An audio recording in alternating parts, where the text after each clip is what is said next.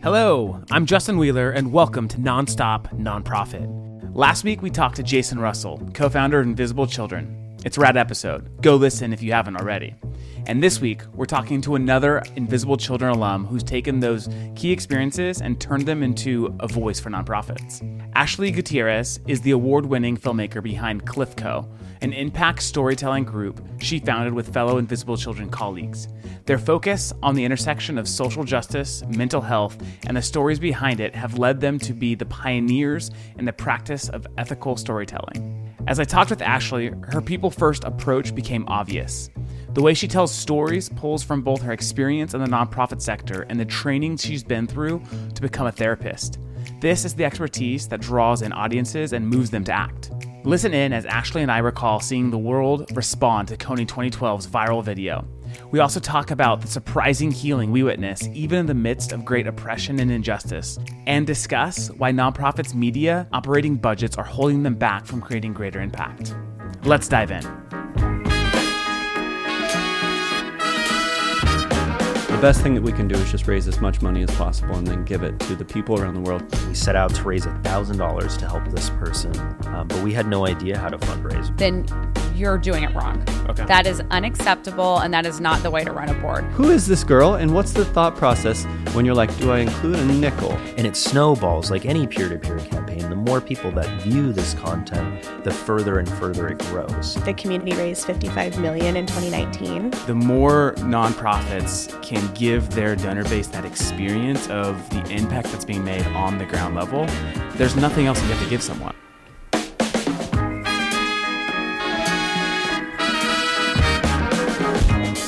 This is Nonstop Nonprofit.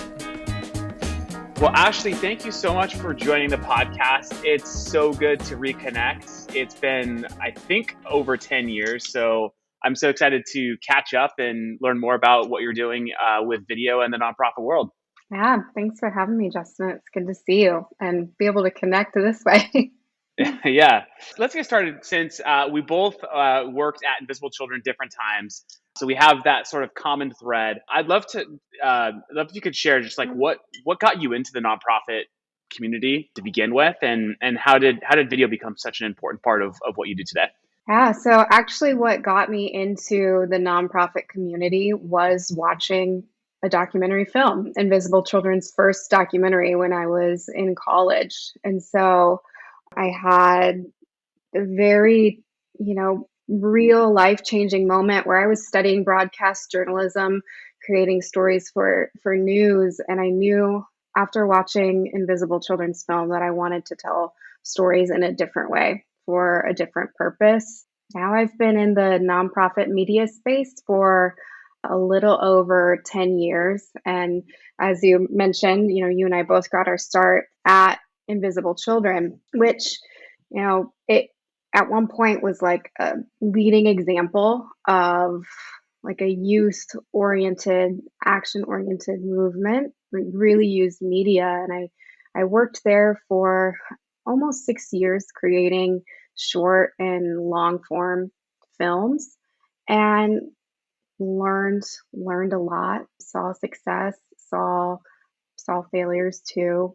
And I just reached a point where thinking about what else I wanted to do, I just saw so many organizations, people that were doing really, really amazing work and adding so much value to the world and so much hope. And it's like, how can I take what I've learned at Invisible Children about story, about filmmaking, communication, and help other organizations tell their story in an effective way? I left Invisible Children in 2014, and CliffCo was started from that question, like, how can we help more organizations tell stories? And it burst through friendship, a fellow team of creatives from Invisible Children, friendship, collaboration, and just a belief that stories can really connect and move people across culture, language. And we kind of create from that core belief in the power of story. That's awesome. That's amazing. I'm excited to come back to CliffCo and talk a little bit more about the company and types of projects that you guys work on. Before I get into that, I'd love to know, so many nonprofits that we work with and have come in contact with, the question I feel that they always ask is Mhm. how do we inspire young donors, people to give, and so when you were in college, that inspired you once you saw the film to actually do something. What was it that got you to move? Being told what I could do and that my voice, like my presence, my participation could actually affect change.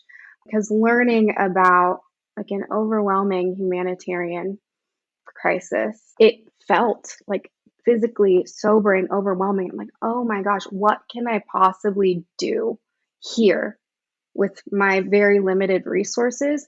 And Invisible Children in that film just made it very clear of how I could participate and how I could affect change. So that was, I immediately joined a club on my Yeah. campus, university, and got involved. That's awesome. It's very similar for me. It was a little bit earlier. It was 2005, and it was the second screening of The Rough Cut. And so it was Laren and Katie Bradle. They came to our university, and I was a sophomore in college at the time. And they shared the film, and I felt like I just got punched in the face afterward. It was one of the most insane thing. I had no idea there was such thing as child soldiers, and the way the story was told, I was used to like growing up like hearing stories not told in a way that actually, I mean, I hated documentaries. I Mhm. couldn't stand them, before, and this was just, it was so well put together, like it held my attention. And at the end, I was just like, I have to do something. So the next day I looked up on Invisible Children's site. I was like, where are they showing this thing next? And it was about an hour away, and a friend of mine, we drove to the screening. Bobby was at that one filming it, or speaking at it. And then we asked Bobby, what can we do to help? And this is before the nonprofit existed. It was just the three filmmakers, getting the story out. He told us, he said, go to Uganda. And I was like, what? And I had never been out of the country at this point in my life. And it was a few weeks before summer, and we went back to our dorm that night, bought tickets to Uganda, and spent the summer in Uganda. So that was my introduction, but totally resonated. They just like do something, right? That's Yeah. really what it was. It was just this idea that like if you care and you're passionate, you got to do it. And I think this is where a lot of nonprofits get it wrong, is they make it so hard for people to get involved, especially young people who have so much they actually can do. Even in a pandemic age behind the screen, they can do so much. They just have to be inspired first, and I think that's important. So that's why I want to jump. Actually, before I jump into Cliff, I have one more question for you. You were at Invisible from 2009 to 2014, Mhm. which means you were there during a very interesting time, KONY 2012. So I know you split between Uganda and San Diego. So were you in the office for the craziness of KONY 2012, and could you talk a little bit about that experience? I was actually living in Uganda at the time that Okay. KONY 2012 was released and the aftermath. That film, that campaign was a long time in creation. And so I was a part of the conversations and the lead up to it. But when it was actually released, I was living in Uganda at the time. So my main role in that was to document like what was happening in the region in East Africa and talk with community leaders and government officials and representatives, people that have been affected by the conflict, and help tell that side of the story. How was it to be in Uganda at the time of KONY 2012? And let's say fast forward 6 days after KONY 2012, when the video had gotten 100 million views. At the time, Invisible Children had hundreds of employees, Ugandan employees, working in Uganda. What were their reaction to just sort of the impact this film was making and having in the U.S.? What was it like to be in Uganda with the team on the ground during that time? There was waves, waves of different types of energy. But what I remember was just a sense of pride and an encouragement that finally people were hearing and were understanding and were learning about something that had affected communities for decades. And it was a point of care and attention. And so there was a lot of like groundswell and good energy around that. And then alternatively, when the narrative started to shift, it became really hard. The energy was still there. Like people wanted to talk and speak truthfully about their experiences and what was happening, because the narrative and the focal point just started to shift during that campaign. So there was pain in that too, and it got really tough. Wow. We're actually going to bring Jason onto the podcast in a few days and to talk a little bit more about what it was like for him. We're going to talk about mental health. And so we're looking forward to that conversation. But anytime I get a chance to talk with individuals that were a part of the campaign, it's always great to learn about that experience. And so I want to transition to your company that you started, Cliffco. Obviously, you spent many years at Invisible Children, saw the power that film had on, we could say millions of people around the world. What led you and what inspired you to start your own media production company? And are you working with only nonprofits today? So we are working only with nonprofit organizations, and it really, like I mentioned, it just births out of that question, like how can we help organizations tell stories more effectively? And it really came with like a belief and like we've been through some really successful campaigns and some really tough things, and we want to apply some of the ideas and some of the things we know work to other organizations. So me and a group of creatives, we all transitioned out of Invisible Children at separate times and found each other doing freelance work for a variety of clients.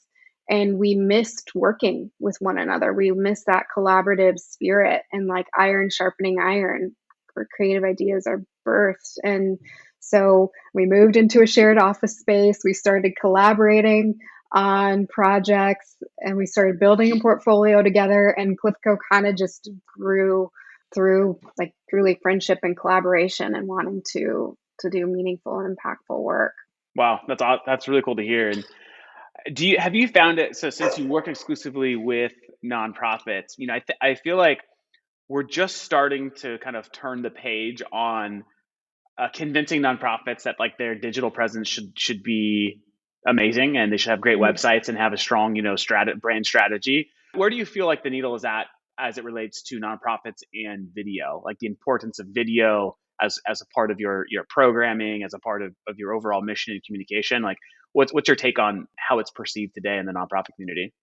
Oftentimes I feel like nonprofits are held to a really tough standard. Like I really admire Dan Pilata's work and when he talks about marketing in the way like nonprofits, basically the standard that they're held to. And I know that a lot of times media and marketing for some organizations with not a whole lot of operating budget, it's like a luxury.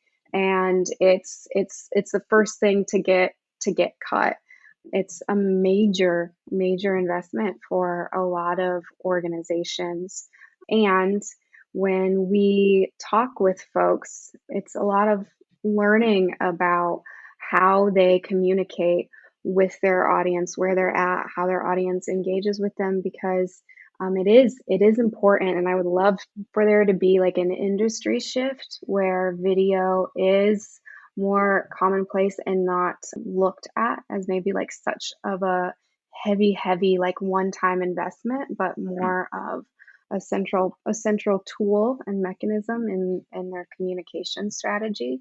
And I think that shift is like it's happening, but we work with a lot of smaller organizations too, where it's maybe one time a year or once every other year where they're able to do a film.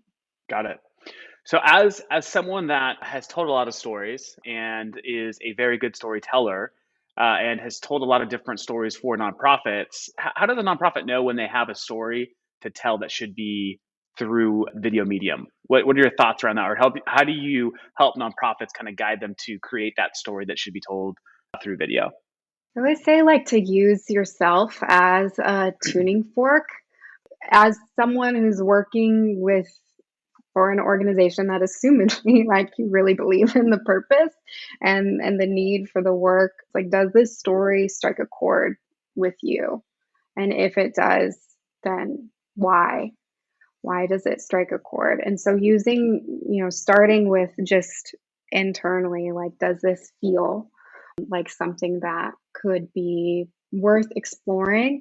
And then is video the best way to tell the story? Because there's so many ways that you can approach storytelling. So it's like, how do we want to think about this message?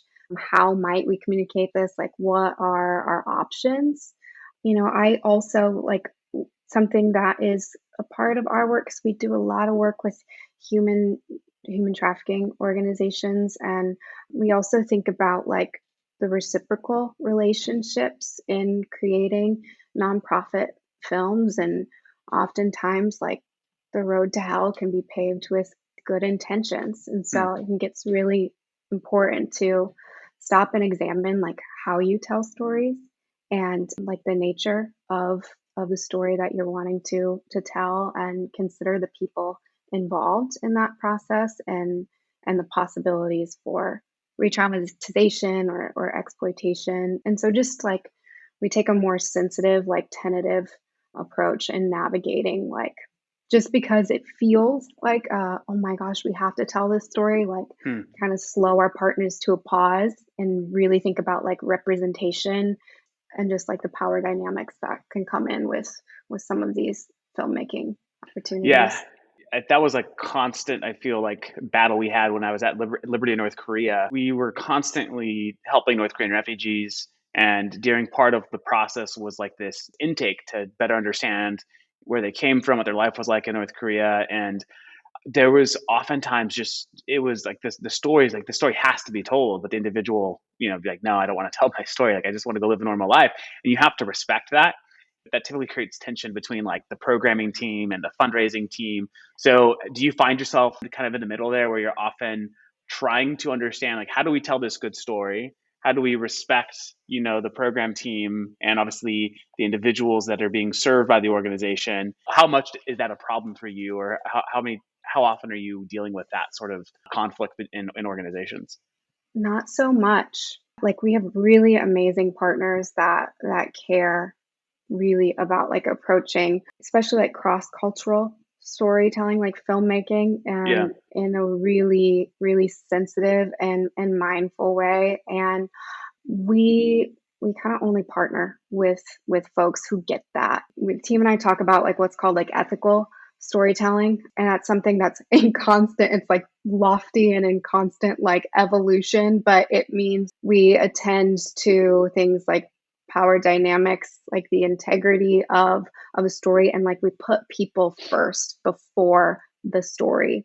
And we think about the folks that we get to meet and we get to sit with and learn their story, and really, really bring them collaboratively into the process. And like, how do you want your story told? Like, maybe the organization or partner has a certain metrics and things, but we're like really focused on the people whose story we get to tell. And that's kind of just something that we stick to in filmmaking, and constantly refining and learning like how to evolve that. Wow. What's one of your favorite projects you've worked on, or one of your favorite videos that you and the team have made that you're really proud of? Ooh, there's many. So I really love the films that are highly collaborative, and where the people that we get the honor of telling the story, where they're like really involved in the creative process. And I love the bi-directional relationship where it's like our partner organization watches it and like, yes, this is exactly what we wanted. And then also where if there's a survivor that we're working with of trafficking or war, genocide, whatever some of their origin is, where they're able to watch the film and be like, oh my gosh, that is me, or that brings me back to this place, or I'm really proud to see my story in this way. So it's kind of like the both and. Those projects are my favorite. And actually right now we're working on a film for an organization as part of their end of the year campaign. and it's survivor centric. So it's with a young woman who was sold into domestic servitude at 5 years old, and spent over a decade in experiencing slavery and trafficking. And it's all first person. So she's creating the campaign, she's creating the call to action, and it's honestly like one of my favorite projects. Also, just navigating it in a pandemic. So it's a lot of Skypes, just different, that our creative scope has changed over the last few months and how we approach that even, but it's become a really special project. Yeah, I can imagine it has become more challenging with obvious reasons, but you're still able, still have found ways to continue the work and to continue to tell the stories, and have been able to sort of innovate on top of your guys' business model, and are still able to tell stories regardless of, being on site and so forth. Yeah. Cool. It's good to hear. Something you said struck a chord, and I imagine that since you're working in the nonprofit space, right, you're typically working on stories that are highly impactful and emotional. So how is it hard to be in that sort of work day in and day out, whether it's behind the camera, behind the screen, telling stories that are just hard to listen to, or obviously like it ideally ends with hope and where the organization is trying to accomplish, but does that take a toll on you ever, just being immersed in such heaviness? Yeah, I think when I first really engaging in this work, when I started with Invisible Children, it was like my worldview got completely popped and shattered. Like you were mentioning, you saw that film and you didn't even know child soldiers existed. And neither did I. And so at the start, like I was just exposed to a lot that I did not know happened in the world. And that was really, really heavy to witness, to hear. I'll say that not in a way where now that I don't feel desensitized, because I still get emotional and feel really deeply. But at this point, there's not a whole lot that surprises me in terms of human nature, and also like possibilities. So I think what is helpful and what kind of keeps me in it is really, really, really having witness to healing and to restoration, and for there to be possibilities even amidst like great injustice and oppression.